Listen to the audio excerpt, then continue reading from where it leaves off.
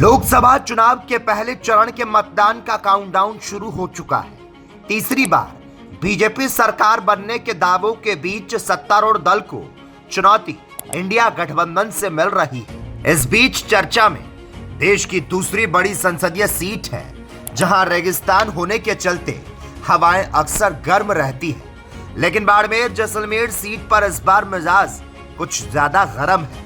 देश के तीसरे और पांचवें सबसे बड़े दो जिले वाला यह इलाका राजस्थान की हॉट सीट में से एक है। जातिगत समीकरण से किसकी ज्यादा उम्मीद? जाट और राजपूत वोटर्स की भूमिका अहम। सीट बचाने के लिए तीनों प्रत्याशी जुगत में सर्व समाज की भूमिका के लिए भाटी की रणनीति।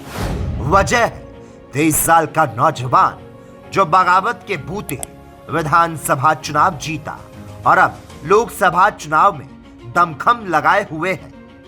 इस सीट की चर्चा इसीलिए क्योंकि केंद्र में मंत्री कैलाश चौधरी यहां से मौजूदा सांसद हैं और उनके सामने चुनौती है सीट बचाने की। सीट बचाने के लिए उन्हें त्रिकोणीय मुकाबले में कांग्रेस प्रत्याशी उमेदराम बेनीवाल से पार पाना है। इस सीट पर जाट वोटर 4 से 4,50,000, SC/ST 4 लाख और मुसलमान 2,50,000 के करीब है। यहां 6 लाख मूल OBC, 2,50,000 राजपूत और वैश्य ब्राह्मण 1,50,000 है। श्री क्षत्रिय युवक संघ के संस्थापक तन सिंह ने इसी सीट से चुनाव जीता। साल 1962 में राम राज्य परिषद और 1977 में जनता पार्टी से चुनाव जीतकर वे संसद पहुंचे। यहां से जनता दल के कल्याण सिंह कालवी भी चुनाव जीत चुके हैं। इसके अलावा कांग्रेस के दिग्गज नेता रामनिवास मिर्धा 1991 में चुनाव जीते थे।